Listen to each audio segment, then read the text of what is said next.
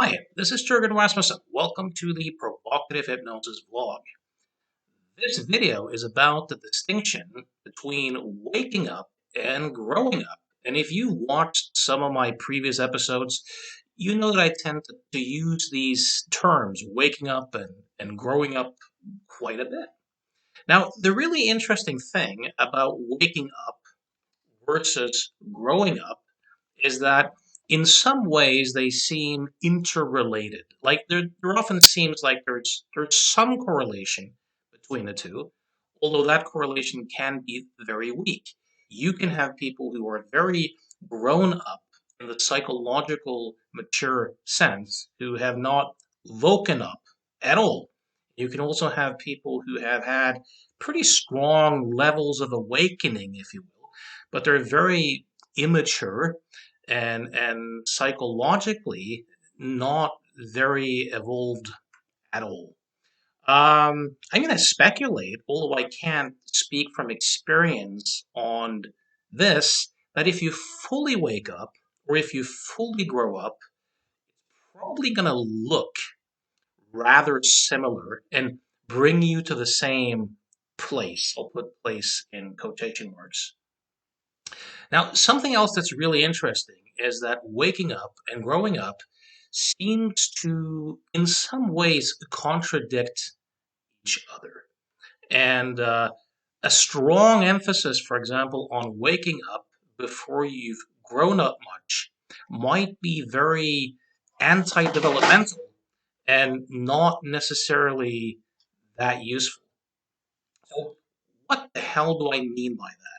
Well, if you look at what we mean by an adult in the modern world, in Western societies, we're talking about someone who has a solid sense of who they are, what their values are, people who are self-directing, self-authoring, people with strong, healthy boundaries who can differentiate between their own inner experience and simultaneously grant that other people have a distinct, unique inner experience that's different from their own.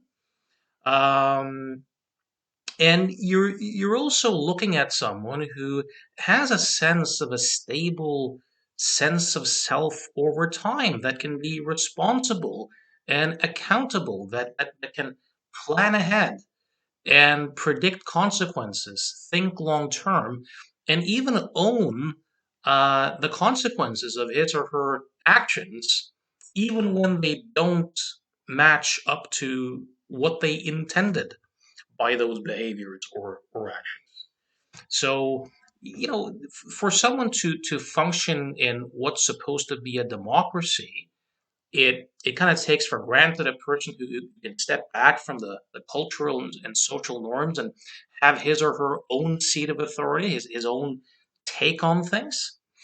Um, so that's essentially what we mean in the Western world by growing up. You know, someone who's secure in themselves and who can grant other people the right to have their own different experience, so that we can agree to disagree without using violence, so that we can see other humans as human beings in their full right instead of just seeing them as members of a group uh, based upon in-group out-group dynamics, or just seeing them as extensions of ourselves, suppliers to the self, other people being tools for gratifications or obstacles for our immediate needs. So that's a pretty good description of what we conventionally could call growing up. Now, here's the interesting part. If you look at waking up, if you take away the religious and cultural language and baggage, when people talk about waking up, they essentially point to two perceptual shifts. And one perceptual shift is that it's only now, right? You begin to see that you never experience a future and you never experience a past. You wake up to the fact that what we call the past and what we call the future are thoughts happening in this very moment. And you then begin to see that, wait a minute, all of these thoughts are self-referential, future thinking and past thinking is all self-referential. And what you fundamentally are never shares the destiny of the thought created character in any of these future projections or past reconstructions. A bit like, to make this concrete for you, imagine having a nightmare where you're kidnapped by aliens and you're on this spaceship, right? This is all made of thought. Uh, but since that's not seen, it seems as if everything you think is actually happening, and it seems as if you are the character that everything on that spaceship revolves around. It seems as if you are a distinct, separate self on the spaceship that the aliens and the spaceship and everything revolves around. Now, this illusion is the result of identification and being lost in thought. And the interesting thing is, when you wake up from the dream, there's an instant relief. And at least for some people, if you're kind of astute, you may be able to see that, wait a minute, the character who I seem to be, the separate character in the dream, was just another thought happening in the same thought stream. So, awakening to a large extent is about seeing, really having the perceptual shift that the character called you in the thought stream is just another thought, and that you fundamentally are not that thought. So that's one thing going on. And the second thing, the second kind of insight, which follows from seeing that there's no such thing as a self inside of you, no such thing as a self, it's suddenly revealed then that the no thingness that you are, um, there's no distance between that no thingness that you fundamentally are and any appearance event that appears. It arises as one process. There's no separation really. So if you and I are face to face, your face, there's no distance between your face and the no thingness that I fundamentally am. So you can kind of see here that these things seem completely contradictory. So by seeing, having the perceptual shift that there is no such thing as a self inside of us, it doesn't mean that people don't exist.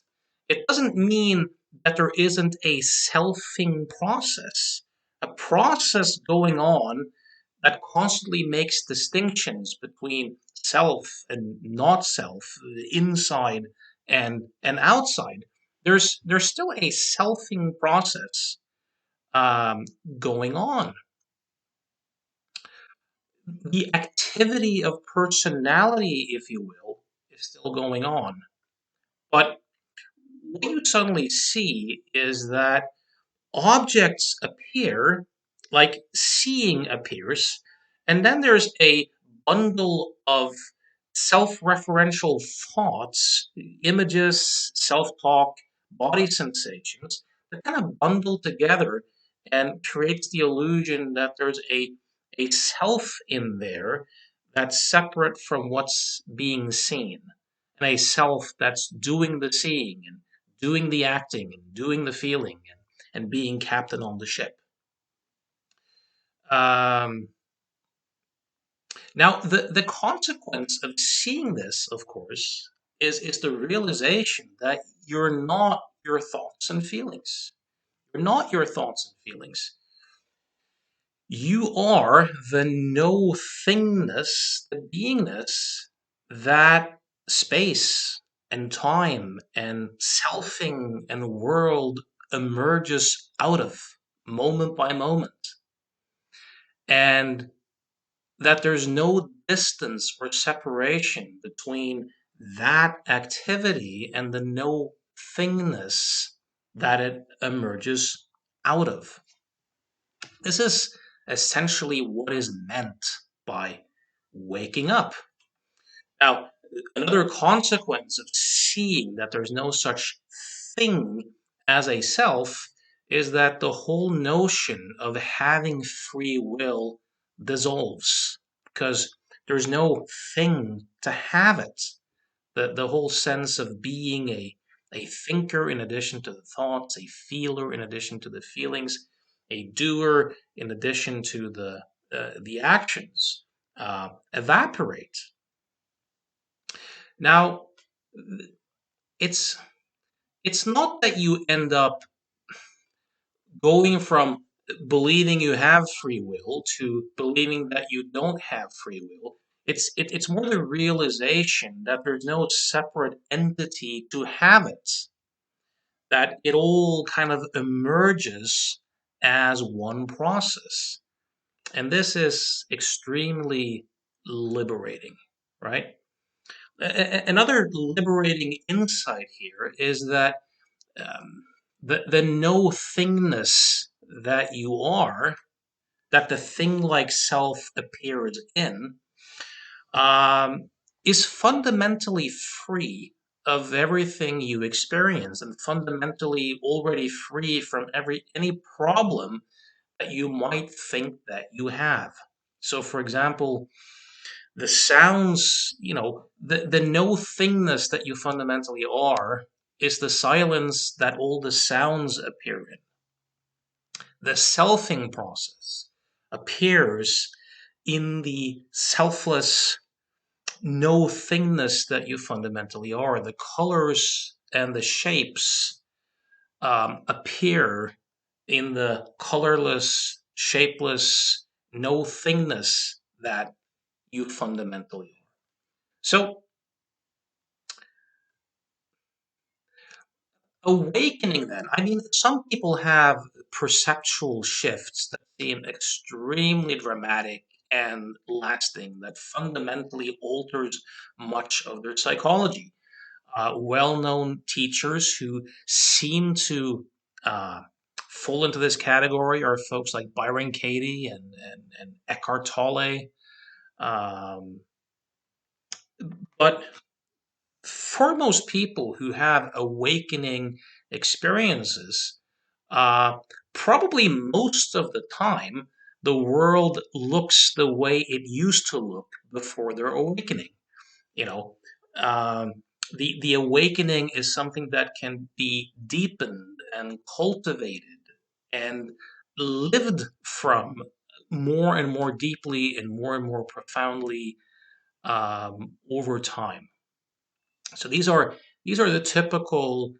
um, the typical kind of insights that flow from waking up. But when we talk about growing up, we're talking about something quite different. So, for example, my son, who's turning 3 in a month, watching him growing up, um, previously before he had any language, um, he probably had no distinction between his thumb and the carpet. There's no language to make these distinctions. Although there is some research to suggest that even infants aren't black slates. They have a preference and can recognize their mother's voice. If you have them watch a cartoon where two people compete in climbing a ladder and one person pushes the other down, most of even the very young kids will watch, keep their eye on the one who wasn't pulled down, and smile when he or she wins. So there does seem to be some innate morality in us, but for the most part, they don't have any language to make distinctions. So for him to grow up is largely to begin to use language and reasoning to make distinctions between himself and the world. Right? This is my thumb, and that is the carpet. And if you look at very young kids, for example, the age that he is right now, their world is kind of magical, meaning that when you turn the lights off at night, the world disappears. So growing up for young kids, the next phase will be to be able to create durable objects, to be able to see, no, the lights went out, but the world doesn't disappear. Or even if I'm up in an airplane, the people down there look smaller, but they only seem that way. To be able to um, take their perceptions as objects in some sense. So what I'm trying to point out here is that the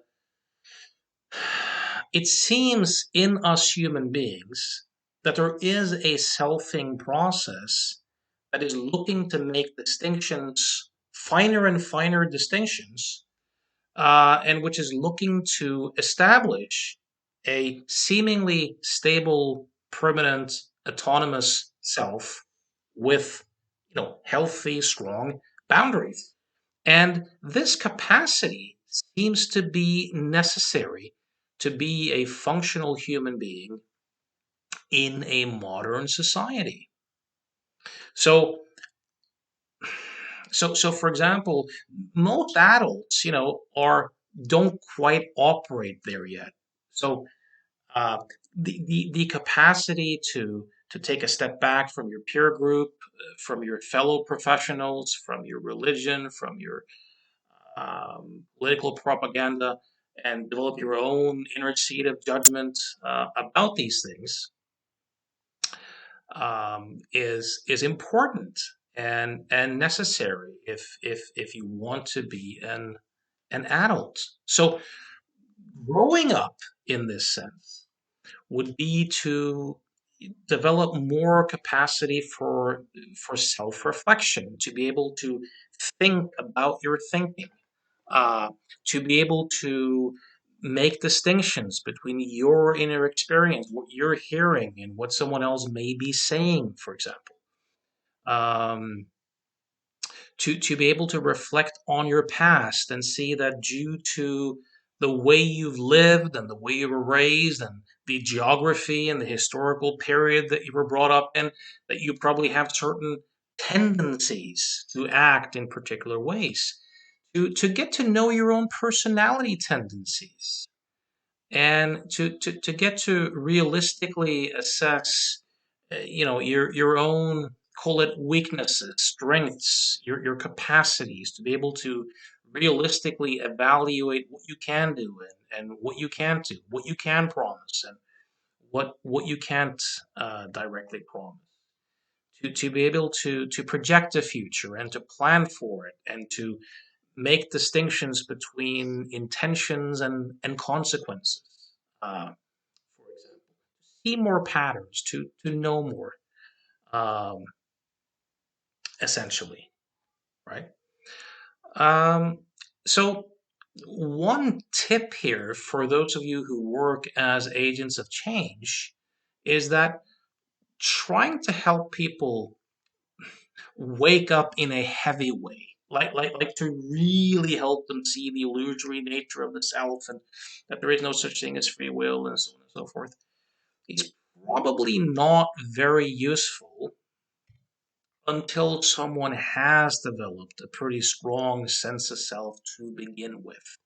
You may help them see that certain thoughts or self images or identities or self concepts are thought created. But it's very often counterproductive to try to do that sort of work for someone who hasn't really establish that. And if you look at various schools of adult developmental psychology, whether it's Jane Lovinger's ego development model, which she did, several decades of research, which has been further developed by Susan Cook-Reuter, or it's Robert Keegan's orders of consciousness model, or it's the work of Claire Graves, you'll see pretty independent researchers discovering that when we humans change, we have a tendency to change our meaning making, what is self and what is other, in rather predictable ways. And to allow that and to encourage that is a healthy thing. Now, here is the interesting thing, and that is that when people have developed a strong sense of a autonomous, stable self over time, like I'm now, I used to have a past and I'm moving into a future, and they have these healthy, solid boundaries. Um, for those people who develop that far, the next step developmentally seems to be to begin to deconstruct that stable, autonomous sense of self that they've spent decades building. More self-questioning. The attention usually starts to move more deeply into their inner worlds, instead of so much the outer world. They begin to